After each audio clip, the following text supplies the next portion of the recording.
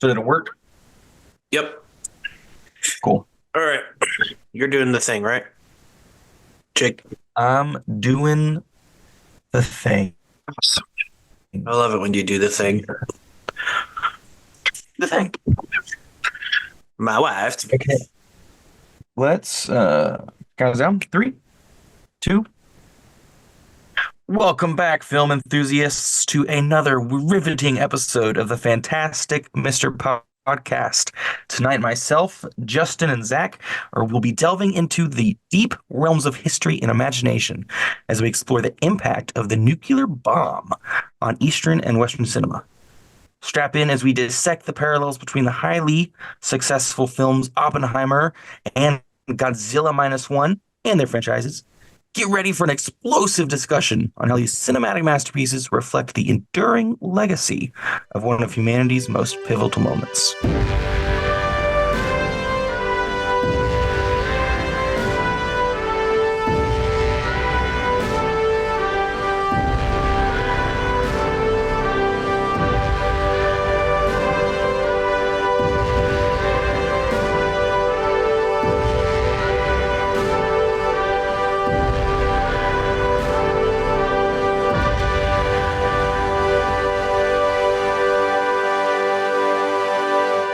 Lovely. Nice. So, quick question. That was a better one. Yeah. Is it a nuclear bomb? Aren't they both atom bombs that created Godzilla? Isn't that right, Zach? Atom bomb? Because Atomic bombs, yeah. nuclear's way more. Or sorry, atomic bomb. I said atom bomb. I don't know if there's a difference, Same but thing. it's atomic bomb, yeah. But nuclear's way more powerful, right? I mean, they're. Or are We they? should Google this before we dive into it. Yeah. I guess we should. Yeah, At because first, I thought they were the same thing. I could be wrong. That's why I asked. I wanted to make sure. Let's see. Atomic bomb. The Yes, they're atomic just bomb and nuclear nuclear is bombs are powerful weapons. they're nuclear weapons is the encompassing umbrella term of Yeah. Gotcha. like, for Okay. example, the hydrogen bomb Yeah. and the atomic. I think they're just different avenues or strategies to get to the same result, which is splitting that atom. Yeah. Okay. So whether they go, because they even discussed that in Oppenheimer of that one dissenting scientist, he wanted to go the H bomb. H bomb, the hydrogen. Hydrogen. Yeah. I want a movie about that guy now. I forgot his name. It's like Tesla. Let's get a movie like Tesla and what? Tesla, not Tesla the car, of course, but the electricity. Oh, I know. I wanted Elon Musk in there, dude. Who would play Elon Musk if we did a show with him? Oh, I know a Like- perfect actor. like Matt He's in that Damon? one. He's in that movie currently, or that's going to come out about that. I haven't seen the previews. It's like the scary house. They're trapped inside, and there's like this little girl that is dancing, and she's a vampire. Oh, I know what you're talking about. Exactly like the dude looks exactly like Elon Musk. Yeah, And they even pan to him when there's some narrative, like some voiceover saying about rich people, and like I think they just jokingly like went over to him because he looks like Elon Musk, and you're supposed to make that connection, rich billionaire. You know who I would want to play Elon Musk? Elon Tusk. Rick and Morty. Yeah. Or Musk probably Anyway. would want to play himself. Much of an ego he is. Yeah. He was on The Big Bang Theory. I've been rewatching The Big Bang Theory, and he was on an episode. And I was like, man, Really? you are not a good actor. Yeah. Before he was crazy. Before he was a lot. Well, I mean, like Crazy. he had created. I was crazy once. He had created Locked me in a room. SpaceX and stuff. He had known Twitter at this point, but I was like, God, you're so like he's just so dull when he's acting. Even on Rick and Morty, but he says funny things on Rick and Morty, so it's like Yeah, well, they write stuff for him. yeah. I mean, that's what I'm saying, but like it kind of makes up for it. But he's still not a good actor. Anyway, let's get to the matter at hand. So Oppenheimer and Godzilla Minus One are they were both highly anticipated, highly successful releases. Let's just jump right into it. What do you guys think? Godzilla Minus One. Oh, I thought you were gonna ask which one we liked better. Let's start with that. Which movie do you guys like better? Godzilla minus one. Well, before I Zach, like them both for different reasons. If I had to No. choose, I'd probably Yeah. choose Oppenheimer. Hmm. If I ooh, had to like be on an island and And you had to soak in a watch one movie, or the other. yeah, it'd be There's some. Oppenheimer. It's more of a grand, fulfilling Yeah. experience for me. I mean, I so guess I Surprise! could It's probably a surprising answer for you guys because you know how much I love Godzilla. Godzilla. Yeah, that's yeah, why. and I was gonna say as a surprising answer for me because I have never followed Godzilla at all up until Godzilla minus one, but I would have to say my favorite is Godzilla minus one. Yeah, it's just a lot more nostalgic and stuff for me. Oppenheimer's cool, but if if I had to choose, it'd be Godzilla. Why Yeah, is for that? me, Talk to me uh, about it. Uh, I understand Godzilla a little more, like the movie. Like, I guess if I brought Oppenheimer, I would grow to understand it because like there were parts in there that like, and I can't recite to you what parts they were. It's been a minute since I've seen it, but there were parts in there that I was like, "What the f is going on?" But then there were more parts that I was like, "Okay, this is fine." Um, but if I brought Oppenheimer with me, I could get to know it and understand it better. But I don't know. I just like Godzilla. I just like and like in Godzilla minus one, he is like back to formula Godzilla.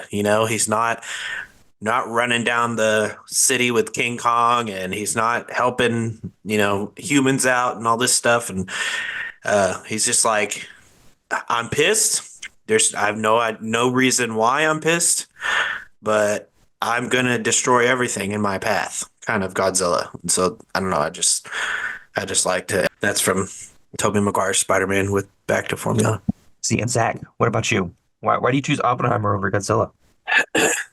again, it's a hard line to divide really for me because I both take place in around the World War II era. I mean, specifically, Godzilla minus one. It starts off in the final days of World War II as the kamikaze pilot who is disgraced by his comrades because as a kamikaze pilot, you're told to, with honor, crash into the enemy, being the Yep. Americans, but he decides not to, and so you have this moral division in the mind of this pilot, which was abnormal for the time. I'm a big World War II guy, so it's not like every Japanese person that was in the military during World War II believed in the certain philosophy of taking your own life in the name of the empire, the emperor. I was gonna say But the Empire and the Emperor. yeah, but I don't know. And then it also takes place in post World War II, obviously, going back to the old days of Godzilla, back when it came out in the 50s. And going to Oppenheimer, obviously, World War II, we're in the middle of a war that has been going on for some time, and Japan is not backing down, and they consider and weigh the options of what would be more costly for the Allies to do a land invasion and incur more deaths, presumably, on both sides, being the Japanese civilians and whoever participates in the Allied invasion of Japan, or just consider the big, massive threat of this device that can cause destruction in the blink of an eye, and unfortunately lead to the instant deaths of tens of thousands. But I just, as a big World War II guy that reads lots of books and likes to research and watches documentaries, I felt like it was more appealing to me just because of the fact that I didn't really know too much about Robert Oppenheimer, just heard about him. Where I grew up in Eastern Washington State, there's a place called Hanford, and is mentioned in the movie. I don't remember when they have the map of different places that are producing plutonium for the bombs that were not only utilized for the bomb that was dropped in New Mexico for the Trinity test, but for the bomb that was dropped in World War II, the both. So where I grew up in Hanford, it was a part of the Manhattan Project, and they produced plutonium for the bomb that was dropped on Nagasaki, which was the second bomb, the bomb to end World War II. So I think for me, the kind of that personal ish connection to ideas I've already known about made me more interested in Oppenheimer. And plus, and it's also very hard to compete in terms of the scores. I'm a big Akira Ifukube fan. He's known for the wonderful traditional Godzilla music that you heard reorchestrated in -1, and then they use the main Godzilla march, and then they use some themes from Godzilla versus Mothra and Godzilla versus King Kong from 60 early 60s. So I was able to identify those themes. But then you have Oppenheimer. I don't know off the top of my head the name of the conductor or the composer, but that music was fantastic. Very, I think of with a lot of the movies that Christopher Nolan does, he has lots of ambient, wide sweeping, take your breath away type soundtracks. It's kind of hard to describe, but I just love the visual and musical pairing, and it just created this grand experience as you're watching the creation of the bomb and all the people that it took to create it, and you're seeing it through the lens of Oppenheimer. People complained about why didn't we get to see the destruction in Japan? And I don't know if it was explicitly stated, but by Nolan, but I think it was meant to be seen. The story is meant to be seen through Oppenheimer, not through the Japanese. I think it would have been kind of jarring to suddenly just go to Japan and see the bomb drop. That's just me. That's why we had the illustration of that moment when Oppenheimer's completed his celebratory speech after hearing what happened over the radio of the bombs being dropped. And then all those people, all the supporters in New Mexico in that little home or whatever, with that little facility. And then there's like that visual representation of what the Japanese people were going through. And that was like one of the grueling, disturbing scenes, in my opinion. So I think I appreciate the complexity of visuals combined with the music in Oppenheimer, whereas Godzilla -1 was more straightforward, consumable. Yes, I love Godzilla, but Oppenheimer is a movie that makes you think, and I like to think a little bit more. Very good. Very good answer. End of episode. Just kidding. Yeah, goodness. Now, what for you guys? I guess when it comes to -1, I guess what was your first exposure to Godzilla? We might have touched on it in the past, but for you, Jake, what was the first Godzilla movie you saw? I'm guessing it's going to be Roland Emmerich's 1998 with Matthew Broderick singing in the rain in the beginning, and there's the worms everywhere. My first Godzilla, -1. Yeah, -1. He said that's the first time he's ever watched a Godzilla movie. Yeah, this is the first Godzilla. I swear you've like the movie through and through. I have seen a little clip of I don't know, the 1998. a modern one. I don't know what year it's from. It's like Godzilla with babies or something like that. But I don't consider that an experience. That was like my parents watching it on TBS, and I was just little clips. Room. Yeah. I don't consider that a real experience. It's like when you fly internationally and you touch down in like Paris airport before you go someplace else. You're like, oh, I was in Paris. You're like, no, you weren't. You were in like, aisle D5 to the next plane. You were not in Paris. So I kind of follow that thinking when it comes to experiencing things. Did you know originally what Godzilla symbolized before going into Yes. -1? Yes, I was aware that, Godzilla was a representation of kind of the fear and destruction and horror that was caused to the Japanese people in the representation of Godzilla as the nuclear bomb, essentially. So, yes, I was aware of that. Outside of that, I really haven't paid attention to it. It was like the black and white ones, the original ones, growing you saw the up. black and white one, the original growing up recently, right? You saw the 54, the Japanese version, right? What do you think about that? I haven't seen that one. The only one that I've seen is -1. I'm gonna go back and watch the original ones now. But I actually wanted. You sent me a screenshot of the 54 one. Remember? I sent you it was a messenger. Yeah, you took a picture of your screen. It's like you asked a question. This looks good or something. This is on streaming. It was the 54. Japanese you're version. Right. I was asking you guys whether I should watch that first Oh, before I see the -1, which I decided not to because I wanted my first experience with Godzilla to kind of be this with the modern version. I Mhm. um I was aware that it was a reboot essentially. It was a modernist reboot of the first one, and I had already bought tickets for that, and I didn't want to essentially spoil myself. I didn't know how closely it was gonna retain to the original story. I didn't want to have any preconceived notions of what Godzilla was or what it was supposed to be about. So yeah, I'd say I just went in 54 blind. is 54 is a lot more depressing, I'd say, and for many reasons. The Japanese version, for sure. I'm not going to just basic synopsis. I mean, it's more of an even more of a on the nose, anti-war, anti-nuclear uh, movie. But it's a great film. And then there's the Americanized version, which I grew up watching with Raymond Burr playing like the lone American journalist who witnesses the Godzilla destroying Tokyo. Does But that actually change the narrative at all, or is it just like, oh, here's I'd say no. American? I think it does a little bit. I think the American edit it doesn't hammer home as deeply the message of anti-nuclear war and the fact that no, this is why we are here today.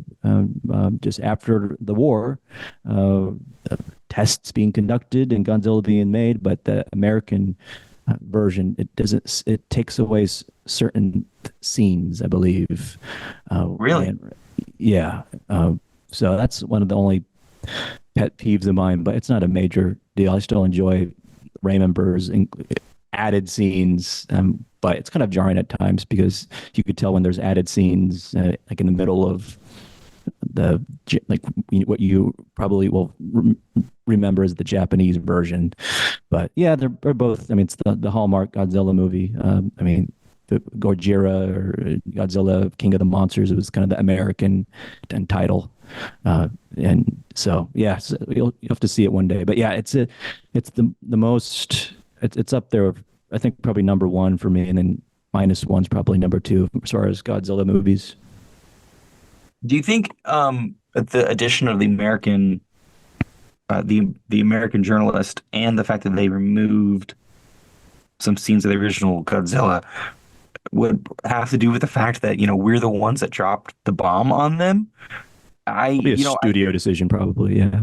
Yeah, well, I've noticed, and this is particularly apparent when you look at Eastern and Western media, where a lot of things in our culture, when someone comes in contact with like nuclear waste or material of a certain power, they generally end up being like a superhero. Whereas over in Eastern culture media, you get films and stories like Godzilla, where it's this destructive force. Do you feel that like maybe that was one of the first iterations of the divide between Eastern and Western media and how we view, that nuclear event, or do you think it's something different?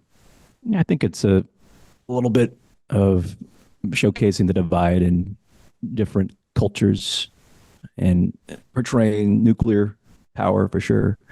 As another example, Godzilla 1984 and then 85 in America, another, I guess you could call it the direct sequel to, of sorts to, it's not, but in terms of continuity, sequel to 1954. But once again, in the American version, Raymond Burr, old man this time, comes back. And anyways, in the American version of Godzilla 84 or 85, he they portray the Soviets because we're in the middle of the Cold War. That kind of the I'd say not the height, but it was the tensions were quite up there in the 80s. But anyways, the American version made the Russians or the Soviets at the time come across as these villains of sorts, and the reason for trying to activate a nuclear missile, whereas in the Japanese version they were kind of the not kind of like the mediator, or the in betweener, trying to stop a missile from launching. So that was Ah, a very stark difference I mean, in that's both. propaganda. Yeah, it is. So like, and in the movie, it changes the feeling of what's going on in this international situation. Godzilla's back, and you have the Russians in the middle, the Japanese, and the Americans are trying to figure out what to do, and you have the Soviets from the Japanese perspective, not these power hungry people, but the American uh, media at the time, especially, were yes, that's how they are. They want to blow us up. So Wow. another example. Well, that's a great. One of my next questions was going to be, what differences were there between Eastern and Western media and how they depicted Godzilla? But that's an incredible answer already. Because, like Justin, you had said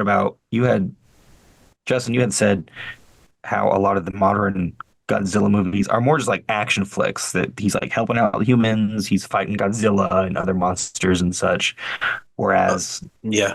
Zach, you're talking about him just being a monster.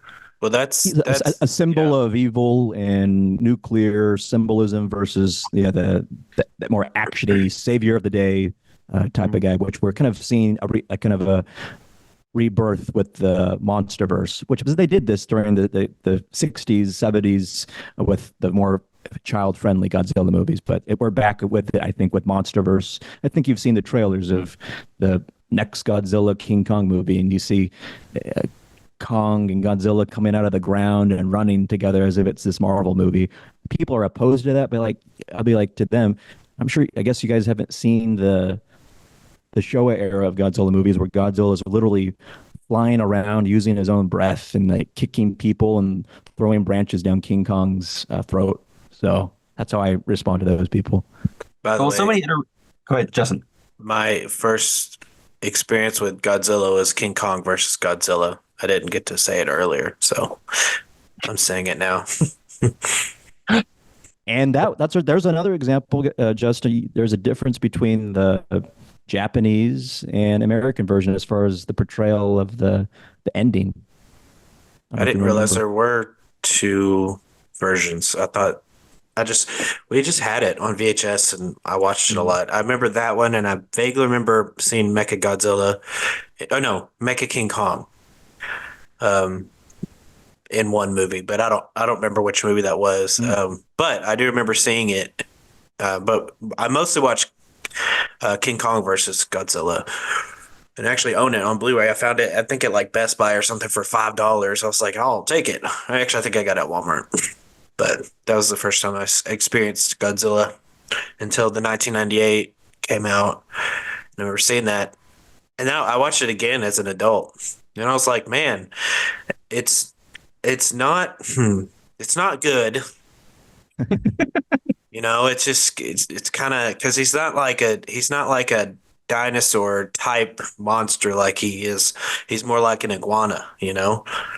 Um, Yeah. or she's more like an iguana because they portray her as a woman who lays eggs underground.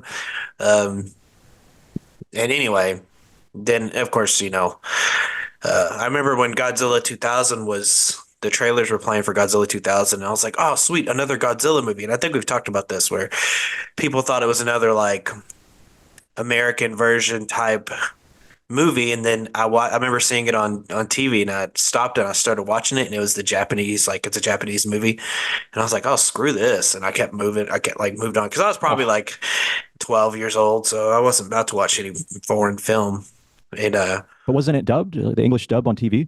I don't think it Surely it was, and was. if it was, then even the side of like being like, oh, it's still a foreign film because Mm.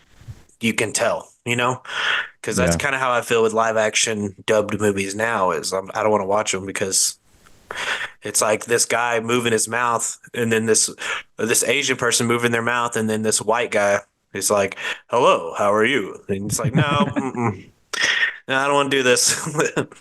um, so anyway, then just that, and then of course the MonsterVerse. I was all in. I'm still into MonsterVerse. Like I love it. Don't get me wrong, but oh, and I watched the cartoon as a kid. I did watch the cartoon Hanna-Barbera. Yes, the Godzilla cartoon as a kid. I don't remember when it came out, but I remember being pretty young, and it was Godzilla, and it was like this group of kids that like worked out in the ocean. I think I don't really remember, but anyway, they somehow I forget how, but they call Godzilla when they need him, and he comes out of the sea and like goes and defeats whatever thing is attacking the city in that at that time, and he had this like little sidekick named Godzuki, and it was really weird.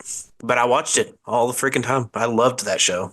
I wish I could Dazuki say sounds this. like an anime character. Yeah, hell yeah, it's Godzuki, and he's like this bumbling little Godzilla that has these Like tiny comedic relief. wings. Yeah, um, it was funny to watch. He didn't actually come out of the sea. He was always with their group of people. Like he was just kind of Like their their pet. pet. Yeah, until Godzilla came out and he's like goes and defeats everybody and then goes back into the water. I'm like, all right. But I did like that show a lot. I wish I could sing the theme song for you right now, but I can't. Why not? I'm Why not not? taking because plus I don't remember the whole thing. I don't remember. I just remember kind of like the cadence and especially when Godzuki is in the title. Switching over from Godzilla to Oppenheimer, what did you guys think of the way Christopher Nolan put that film together with colored portions, black and white portions, his non-linear storytelling aspect, which he seems to implement in a lot of his films these days? What did you guys think of the structure and formatting of Oppenheimer? Um, What, Justin? yeah, I guess I can go. I mean, it was fine. I like black and white sequences. I like black and white things. Like I saw Godzilla minus one, and then I saw Godzilla minus one minus color. And it was awesome. So I'm down. I'm always down for black and white, and I do like the idea of it being kind of a flashback type scenario. Um, some of it was hard to follow, like, and there was just so many characters in this movie that I'm like, who's that? Who's that? Okay, this is so and so. Okay, great. And you're just like, and it's like all familiar faces. Every single one of them you've seen before. Including Josh Hartnett, which I thought that blew my freaking mind because I didn't recognize him because I knew Josh Oh yeah, Hartnett. bringing Drake or Josh. Yeah, well, you say Drake and Josh. Josh? Yeah, he's in Drake and Josh. No, Josh Hartnett is an Yeah. actor from the early 2000s. He was in a lot of movies. Jake, you're thinking of Josh. Oh Heck. man, Josh You're Peck. right. Thank you. Yes. Yeah, you're right. He was in that. He Yeah, pressed the Josh button. Peck. Josh Peck Yeah. was in that movie. I was gonna say that's what I was But thinking about. I'm talking about Josh Hartnett. I don't remember who he played. He played one of was he like a professor or something? Anyway, I'd have to look him up and like send you his like what he played on the movie because like I didn't recognize him. The only reason I even know now is because my friend Josh was like, "Oh yeah, and Josh Hartnett," and I was like, "Where was Josh Oh, Hartnett?" Ernest Lawrence. He played Ernest Lawrence. Okay, yeah, and I was like, The other half of Oppenheimer's team. He was running the radioactive lab at the "Yeah, university. okay, yeah, he was in it." But see, the thing about Josh Hartnett is, and he's kind of been showing up a little bit lately, is he hasn't acted in years. Like he was a famous actor in the early 2000s and kind of a heartthrob. And then he just like fell off the face of the earth until recently. He was in a movie with Aubrey Plaza, which I don't remember what it's called, but it's some sort of like spy movie. And then this, and like I didn't recognize him at all. But anyway, so yeah, some of it was sometimes hard to follow, but I did like the build up to the test of the atomic bomb, right? Like, and then like how accurate it was with not the fallout, but um like the back end of it, if you will. So it exploded. You watch it explode. There's no sound, and then all of a sudden, like a minute or two later, it like blows through the whatever they're in, the bunker or whatever they're in, and Mhm. like in the theater, it was loud and it was really cool. Um, so yeah, I like the sound. The music was great in Oppenheimer. Like it was wonderful. And yeah, I mean, I like the build up. And I went to see The Wind Rises, which is a Studio Ghibli movie. And it's like the same format where like you're going through this person's life and you're seeing how he was raised and you know how different things that's going on in his life. And it kind of leads to the test flight of his first. He's like an aeronautical engineer, right? And it leads up to the test flight of his first plane. And it's like parallels are like astounding how similar these movies are. And I'm like wondering if, you know, Christopher Nolan got ideas from this movie because of just how similar they are. It's just about Hmm. one guy and you know the whole time he's wanting to create his own plane and he finally does and then that's the end of the movie. Crazy. It's brutal.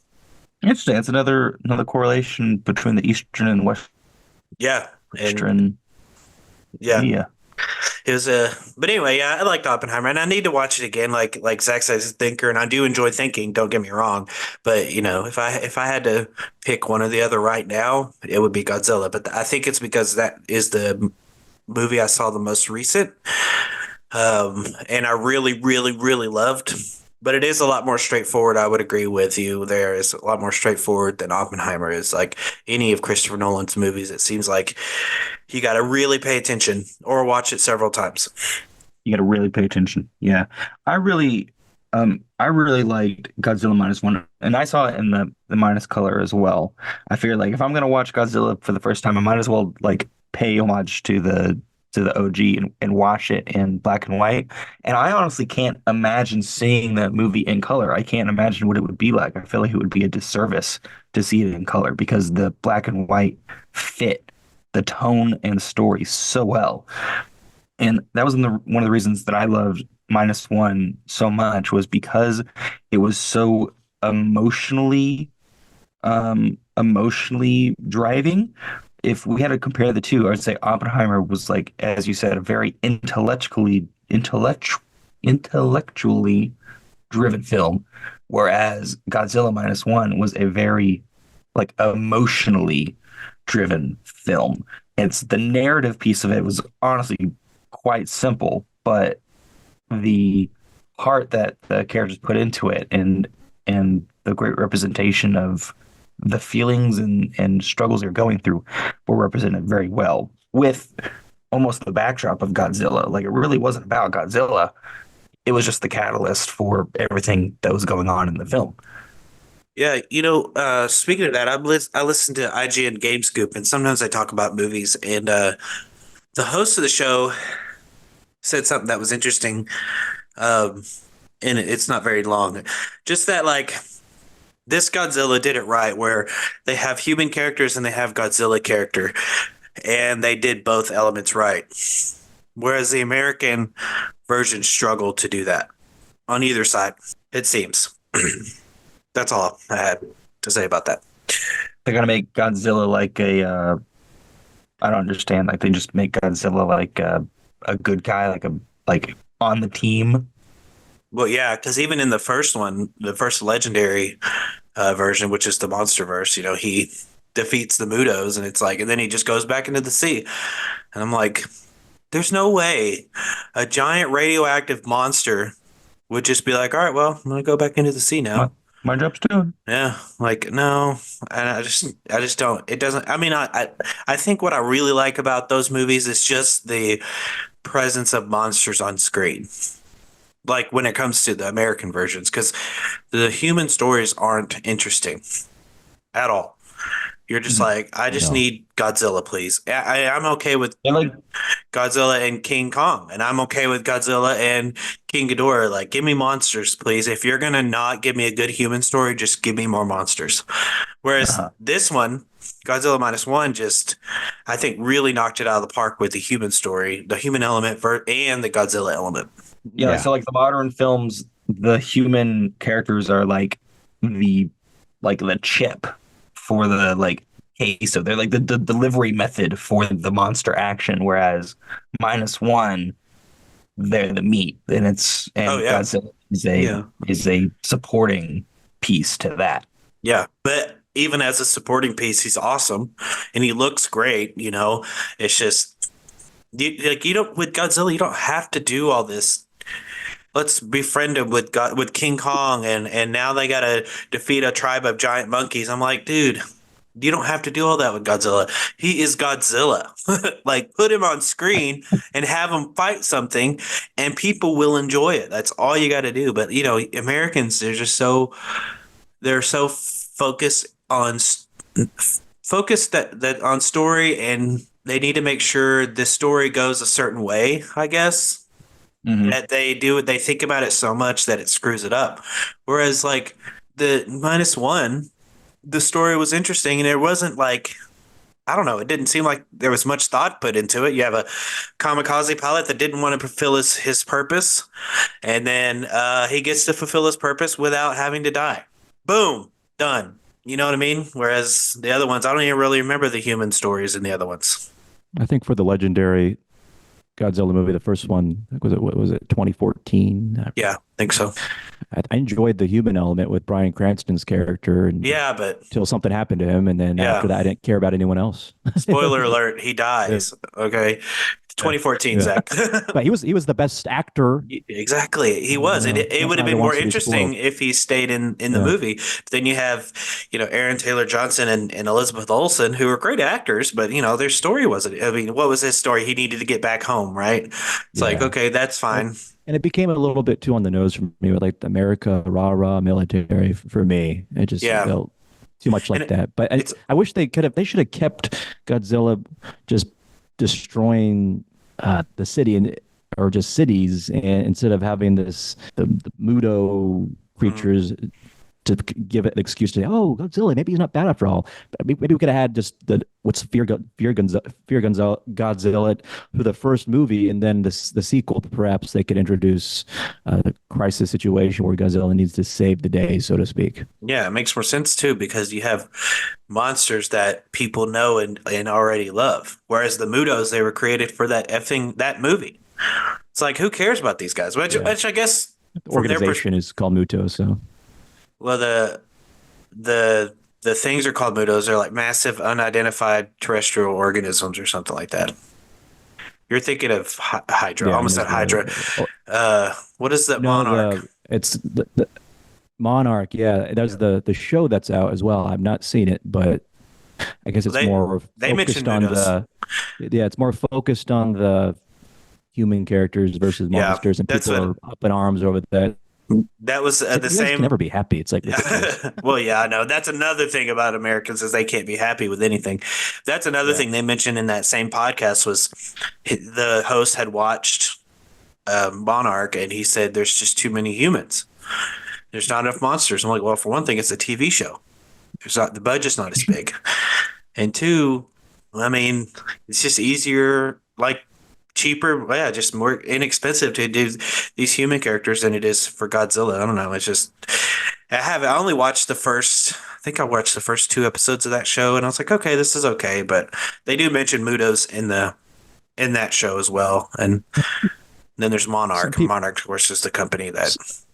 Some people made that distinction kind of jokingly. I think Godzilla -1's the perfect movie to watch after you watch Oppenheimer. I was thinking that when you guys started talking about it, I was totally thinking about that. I was like, oh my God, it could almost be like a spiritual sequel to Oppenheimer. Is like they dropped the atomic bomb, and then here comes Godzilla. And then there was That's Barbie. kind of how I thought about it. And I honestly thought it'd be really funny if they did those as the double showing. And it's Godzillenheimer. I need to trademark that name. Yeah, it's Oppenheimer and then Godzilla immediately Yeah, I following. think it probably wouldn't go well with maybe Japanese audiences for obvious reasons. I think there was already a controversy over the Barbenheimer social media craze because of the obviously the sentiment of what Japan had to go through. I don't know how it was received, Oppenheimer, in Japan, but I think that would be an interesting thing to look into. Yeah, and their perception on how, I guess, that the lack of the Japanese representation in Oppenheimer, whether that was a pro or con for Japanese audiences. I'm sure there's people that agree with it and people that was like, well, why weren't we represented? Yes, it would show the brutality of what happened instead of showing Americans in a stylistic way, Yeah, but I don't know if they would have went being the over ones well to. had they shown.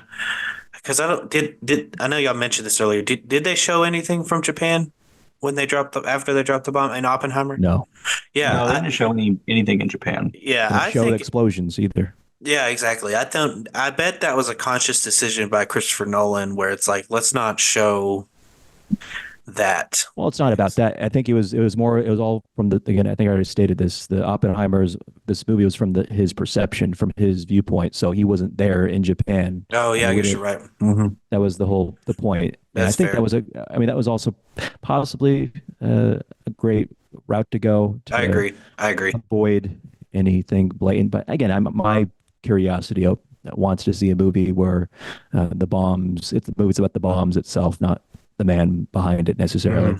Hmm. And like, I mean, the story behind the pilots that dropped the bombs would be a great, interesting movie, and the kind of the what some of the pilots realized they did after they dropped it. I mean, Oh man, could you following imagine? orders, but the kind of the I don't know. I've seen some interviews from some of the last pilots before they died, but some are like, yeah, this was necessary. Others weren't as straightforward with their response. So I think a movie about that would be interesting, That or would even a be movie interesting. from the Japanese perspective. I think there's a movie called Hiroshima that it's an old black and white movie, and it's from the perspective of Japanese people and the fallout and how they try to come to terms with what just happened out of the blue.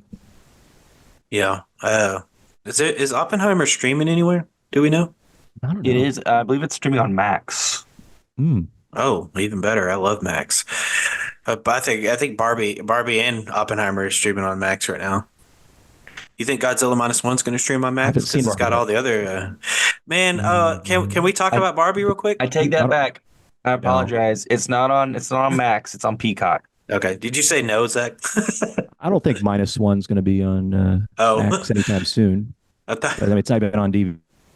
Yeah, you're right. I'm just thinking like in general, if it's good because it has all the other Godzilla movies on there as well as Maybe Studio one day. Ghibli because Yeah, Toho does both those.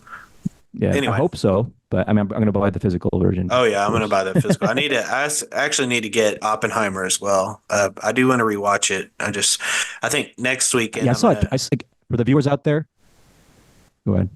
That's all. Go ahead. No, no, for the viewers out there, I saw so there's one of 13 theaters in North America that plays the 70 millimeter IMAX Right, version right of the now. film. No, back when Oh, the movie just came whenever. out. Yeah, and I Yeah, think the closest one and was probably in your neck of the woods for us. yeah, in San Antonio. I And let should. me tell you briefly the controversy surrounding it. There was numerous reports nationwide, including in Canada, of people watching the movie and suddenly the screen goes blank, or they're watching the film for several minutes without audio. And some theaters were more prepared than others with having an experienced projectionist on scene to take care of it. But in my case, thankfully, I checked the website or got the email notifying me not to come to the theaters because in the showing before mine, apparently people were upset that they just traveling hours from like Houston or other big and little cities across Texas or even out of state. One guy tweeted, I'd flown in from like the Midwest to come see Oppenheimer in the format that was intended to be seen in, yet we had these issues. So people are upset about that. So thankfully, when I finally got to see it, like the following weekend, I had no issues. So that's the version that I think Nolan. I think he's like, see it on the biggest effing screen possible or something. He said use some profanity for sure, but he said, I mean, is a movie meant to be seen on the biggest Yeah. screen possible and in this particular format. I saw it in a regular IMAX as well, which is great. But again, it wasn't like end of this world if you didn't get to see it in that format. But I think it's one of the once in a lifetime type I was gonna say. experiences for sure for I would people. have loved. I mean, like, honestly, in retrospect, I should have been like, "Hey, Zach, I'm coming down to watch this movie with you because I really want to see it in this format." because then they re-released it, and I was like, I swear to God, if it's in Texas, I'm gonna go see it. And I don't think they brought the 70 millimeter. I know they Sadly, re-released it in 70 millimeter, but not to Texas. I don't think. Of course, not in Arkansas. Like, there's no way Of that would course ever not. happen. yeah, Yeah, I've seen there were some great news stories. I don't know for which station. I think it might be somewhere in the Midwest, but the reporter did a feature on the the film for Oppenheimer and how it's assembled and everything. Like for those that are like interested in like oh how yeah. what film's all about and like seeing how many miles of film it actually is. It was I did crazy see. I facts. saw a picture of the reel. It was Yeah, huge. Yeah, the real I think it was 3 miles. 3 miles. That's Imagine, crazy. Like, imagine. how the heck are you carrying that thing around? Like, what are they carrying it in? I mean, I know it's in a. I Yeah. In mean, parts, just perhaps. I don't know. I don't know Like it idea. was like it was a full like 60, 72 inch like in diameter. Like it yeah. was It was insane. very large. It was cool though. I was like, Have man, you I worked was with film guys like at movie yeah. theaters? Not at movie theaters. I do have some.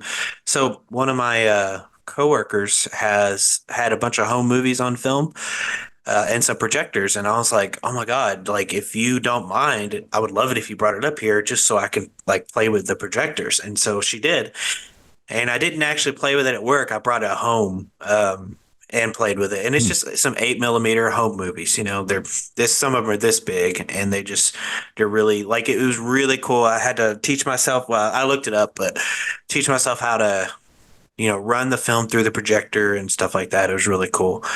A It was lost art form these yeah. days. I was thinking about bringing it up to my You remember school. going to the movies like as a kid and remember going to the theater as a kid and like hearing the film, or maybe that's what I went and maybe it saw was digital. I went I and don't saw know. a movie on film. I forgot what it was called, but I think Danny DeVito was in it. But I'm pretty sure it was on film because it looked like Batman no, it looked like Returns. it looked like no, it looked like the movie had stopped and it kind of looked like the film like burnt out, you know.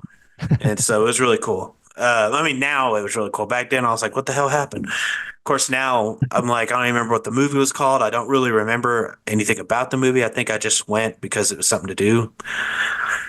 Pretty sure I had okay. money in the title, but Speaking of film, go back to Oppenheimer. Remember that scene where everyone, including Oppenheimer's, being shown what the bomb did to Japan, but we don't see the footage of it. It just vaguely. it's like you're seeing Oppenheimer's reaction to that. Mhm. I guess whether you remember it or not. I mean, what are your thoughts on that? Like decision just to focus on the father of It's the like bomb watching. versus seeing what he's seen.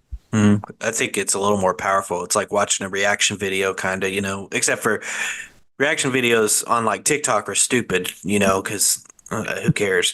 But like to see it with this when it's a movie and stuff, I think it's probably a little more powerful to watch him react to it because he created it and it was his invention that caused the damage. So if he showed some sort of remorse or whatever on his face, then it's got to be pretty bad. I Yeah, I really liked it, and I like the fact that they put that in there because for me it drew parallels with some documentary footage that I saw before where they showed uh, they showed Nazis the effect of Auschwitz. They had Nazis who were not in the camps Mhm. shown footage of the camps, and there's a very similar perspective of where for us we don't see what they're looking at, but it's a whole theater of these Nazis looking at the devastation and their work in Auschwitz and in the camps. And so I found the parallels very, very interesting as those Nazi members were shown the devastation that they wrought. Oppenheimer and his team are shown the devastation that we wrought. Um, and, the motivations behind the two are very different, but ultimately the devastation is, and the loss of life is very similar. Yeah. And so I felt that was a very interesting parallel. And I wonder if Nolan did that kind of intentionally. but it is a way of holding Oppenheimer and in extension the United States accountable for the actions that we did. Yeah, I remember that one scene, the political guy, they're having the conversation. Oppenheimer's in the room and is like, not this city. I vacation there with my wife or something, or for the honeymoon. I forgot what he said exactly, but Yeah, it was that like was very flippant that in the was that middle of was this I think that was the discussion. president. No, it wasn't Truman. It was someone else. But that was an interesting scene. Was they're like talking about which city, what's the death toll if we were to activate the bomb on this city, or and then this guy he's like, oh yeah, I don't, not this city. It's because yeah, I want a vacation there, future. But what do you guys think? Did you guys realize that was Gary Oldman as President Truman, Harry I Truman? said that was the president. No, I'm talking about the scene before. There's a. I don't think that was the president. Not that scene where he's talking to Oppenheimer and calls him a crybaby. No, I'm not talking about that.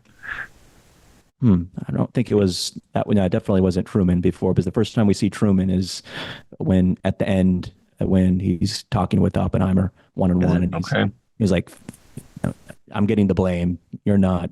It's like, but I was amazed that was even Oldman. I was like, it looks a little bit like his prosthetics as Winston Churchill from The Darkest Hour. But after I looked him up, like who played the president? Because I'm always interested who plays presidents, especially ones from like, JFK days and World War II. I was amazed. Did you guys know that was Oldman before going into the Not movie? No, before. I mean, I did recognize him. no, yeah, Oh, you did? Yeah, I no. didn't off the top. I don't know if I Wow. recognize him or not. I don't really remember. But Oldman's good at. He's kind of like good master of disguise, if you will. You know, Mhm. he's good at that stuff. It's like Colin Farrell and Penguin. I was like, there's no way that's freaking Colin Farrell. But my goodness, A he looked lot of good. prosthetics on it, though. Yeah. Yeah, I know, but still, like you could still tell through his acting, but I guess not, depending on how good you are. I guess Colin Farrell's a better actor than I thought because I've never cared for him until that and Banshees of Inisherin. Continuing our long tradition Bullseye. of insulting actors on our podcast. Well, it's not like they listen. But then I could be wrong. He might be on our show one day.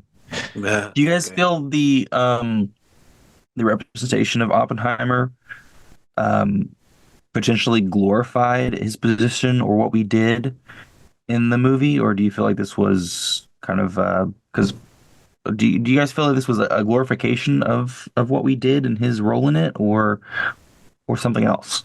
I don't think so. I'm not really sure why, but I don't think it was a glorification.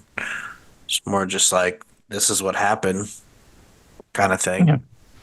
I know on online there was a lot of outcry that kind of in the same vein of Joker or any other uh, you know broken character. There's always an outcry that this is a glorification or a praising of that character and their actions as opposed to an accurate representation or a cautionary tale. Do Yeah. you guys feel like that this was follows that, or this was accurately done? Like Christopher Nolan did a good job just stating the facts. Yeah, I mean, I think what was the reasoning for the color versus black and white? I thought one was supposed to be like absolutely true for the most part, and the other color was for like, yeah, okay, there's some room for interpretation there. I forgot which color was for which meaning. I mean, I've But got my theories on it, on yeah, why. what are your theories? So my theory on that basically is the color was Oppenheimer's intention and meaning. It was the emotional aspect of the character, his the reason for doing it, the struggles that he was facing. It was the heart, like this the actual like the Oppenheimer's truth. Whereas the black and white was an outside perspective, almost like, history is written in black and white. And that's kind of how I took that is the black and white portions was not necessarily the truth, the objective truth, but it was the truth as represented by history, or their intention for him to be painted of as history. The black and white portions mainly centered around his relationship with Downey's character. And so I actually saw a lot of the black and white portions to being these situations as viewed through Downey's perspective, as opposed to an accurate representation. It was more of like the behind the scenes of what's going on, whereas the Mhm. color was like what was happening from Oppenheimer's perspective. That's a good analysis. I don't think either one of them represented truth. Say, I think one was just Oppenheimer's perspective with the information and knowledge he had, versus an outsider's perspective or a third party's perspective. Yeah, I Also, agree. Downey's intentions. I think it also kind of represented Downey's intentions of the fact that he ultimately was trying to frame Oppenheimer, at least as represented by the movie. And so I think that kind of maybe could have represented the coldness or uh, the intellectual, logical, manipulative aspect of Downey's character, as opposed to the heart and soul and feeling of Oppenheimer's. Does that make sense? It does, yeah. Yeah. I think Lewis Strauss, the guy that was played by Robert Downey Jr., he's trying to bring down Oppenheimer, and I think it was excellently portrayed by RDJ. You don't see many serious roles like that from him these days, so it was nice to see him in that light. Yeah, why should he? He's got all the money in the world from Avengers. He can just do whatever he wants. So it is nice to see that he signed on for something like this. Absolutely, and Alden, I don't know if it was Alden Ehrenreich, kind of played his right hand man for a time, then kind of turned on him at the end. Alden Ehrenreich is he's played a Solo in the Solo Star Wars story. That's where I saw him. Okay. I was Totally. trying to figure out where I knew him from when I was watching that. I was like, is he from the Avengers? Is he from something? I knew it was a Disney something. Star Wars. So cool. Well, I think that pretty much wraps up this session. I don't, do you guys have any last questions or things you want to talk about? Well, I think I am going to rewatch Oppenheimer, just because I've seen Godzilla twice, and so it's only fair that I see Oppenheimer twice. I put it on my Amazon wish list, so I think when I get paid, I'm going to go ahead and buy it and try to watch it sometime. And speaking of Star Wars, very soon I'm going to marathon all 9 movies. It's gonna be brutal, It's gonna Well, be a day. especially the sequel trilogy. Yeah, well, and the prequel trilogy, but Prequel. Those are the prequels those have get actually aged well, despite people's badgering. At well, least it feels like Star Wars. Well, yeah, what I was to say was they get a lot of flack that I don't think it deserves. I mean, there are moments in there where you're like, okay, Anakin, shut up. But for the most part, I mean, they're fine movies, and I enjoy the whole like political aspect of it. But anyway, that's another conversation for another day. We've done Star Wars before. So, all right. Is there, if there was an opportunity for future, exploration of either of these topics, what do you guys want to see from the next Godzilla film? What would you want Nolan to explore in, let's say this atomic universe? What would you guys want to see? I don't care to see I like as far as Godzilla goes, I want another Godzilla sequel. As far as Christopher Nolan goes, I don't really care what he does. He's like I think that he's good at pretty much any most of the movies that I've seen of his are always good. So it's just like I don't care to kind of speculate or talk about like what I would like to see come out of Nolan.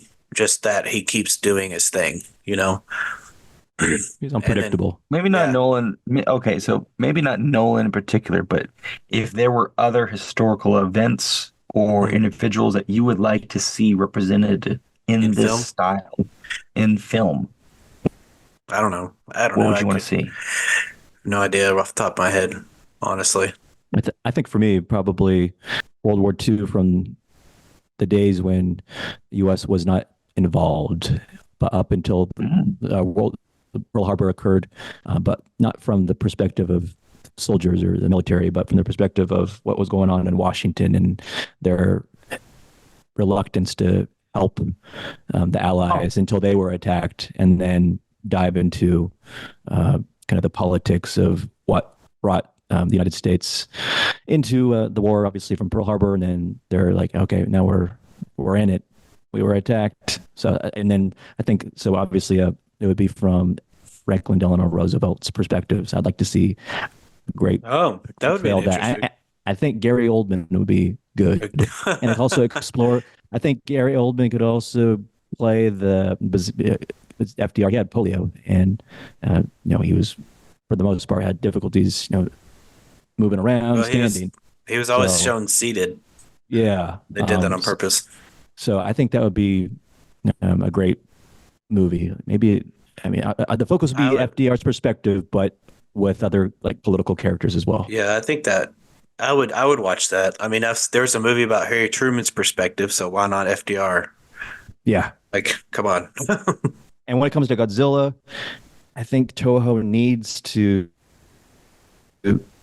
continue this, do a sequel directly to Minus One because Oh yeah. Toho's known, it seems like, to just do one-offs. But Shin Godzilla came out some years ago, and I don't think they're going to be doing a direct sequel to that. So I'm hoping they're able to capitalize off of the success of Godzilla Minus One and continue the story because we do see the the the wife or the girlfriend, the love interest, survive in the hospital and see on her neck some type of mysterious marking, and it's probably like I don't know. I'm guessing like the radiation, Mm-hmm. the impacts left by Godzilla's atomic breath. So I'd like to see what happens, not specifically with those two characters again, but you could go off of like what society after what happened has been going through. How are people adapting and recovering? Has it resulted in people dying similarly to how people died years after the bombs were dropped in Japan to end World War II? So it'd be kind of interesting. Do we want to see Godzilla with an enemy or an ally, perhaps? Maybe, I don't know, but I think it would be appropriate to introduce a different monster. But then again, you're going to take away from that serious aspect that made Minus One what it is, and that kind of that symbolism. So if you dive into the whole, all right, we're just doing the monster thing now and other characters, I think you're going to lose people. But if they could I mean, could they do it in a not right way, they just could. can they not just reboot like the second? Because like if this is the first, if this is the reboot of the first Godzilla, could they not just Yeah. remodernize the second Godzilla and follow that? You could take aspects, but again, the Godzilla's Minus One's pretty different than Yeah. going Also, forward. It's very there's like characters like Mr. Sarazawa, who's like the creator of the oxygen destroyer in 54. Like he's not even a character in this. yeah, And I exactly. feel yeah, that one was more about Godzilla in a way. It was a good hefty dough. You got more Godzilla in that movie than Minus One. Mm-hmm. And not only that, but Minus One doesn't just set it up as a sequel, a direct sequel with the neck veins, because like even whenever he like breaks apart at the end, you see his like body parts or whatever starting to regenerate again. I don't Like, know. I couldn't tell if that was like his heart or his brain yeah, or something. yeah, I think it might have been his heart or something. I'm not really sure, but it was just like a piece and it started regenerating. So my guess is it's going to take some time to regenerate, and then he's going to show up again later, and then And everybody's looking gonna be like, "Oh different. my god, yeah!" And he's going to have pink scales. And Well, he had pink scales in Godzilla 2000. oh, did he? Oh, purplish. People are Yeah. up in arms about the Godzilla shown in the trailer for Kong and Godzilla, the new movie. I want to be like, actually, He had purple, pink scales, and everything else in Godzilla 2000. I That's don't want to be hilarious. that guy. Yeah, I want you to be that guy. I'll be that But guy. I think that's good that we have the monster legendary's MonsterVerse and then Toho's more serious I Godzilla agree. movies. It's Yeah. good to have both camps. Keep them happy. It's like Marvel and DC. Well, Yeah. We'll see what post happens with or James Gunn. previous, well, sorry, previous DC Yeah. is like, DCU. Yeah. yeah, Marvel was very, it was serious at moments, but it was a lot of comedy, a lot of action. And then there's DC that was very, very serious and a lot of action. And I preferred that, honestly. So, The anyway. serious. Yeah, I like the seriousness of DC, and there's just, I mean, yeah, there were jokes and stuff, but it was darker. It was just more serious. It was, I don't know, I liked it. We've talked about the whole James Gunn DCU and stuff like that, and I don't know. I'm interested to see where it goes. So anyway, Cool. great movies all Cool. around. Godzillenheimer, nobody steal it. It's mine. Godzilla. That's when they resurrect Oppenheimer and graft him onto a Godzilla Yeah, creature. yeah. That'd be neat. Okay. Anyway, guys, thank you so much for listening into this bombastic episode. Actually, you know what? This felt like a lot more serious episode than that. I probably shouldn't say that. I wasn't gonna say anything. That doesn't feel like this fits. Guys, thank you for tuning into this wonderful episode with myself, Zach, and Justin. If you want to follow us on social media, we've got them. We've got Facebook, Instagram, Twitter, and YouTube. And you can probably find us on just about anywhere an audio podcast can be found. Please, it'll help us if you liked us, don't like us, have an opinion, to rate and write a review. It really does help us to know what our audience thinks and how we can improve the content that we make. I don't know where I was going with that, but we want your opinions. Talk to us. Yeah, sounds great. All right, awesome. Well, thanks for listening, and we will see you. Hang on, before. Okay, and we'll see you next week. And Have a fantastic day. bye.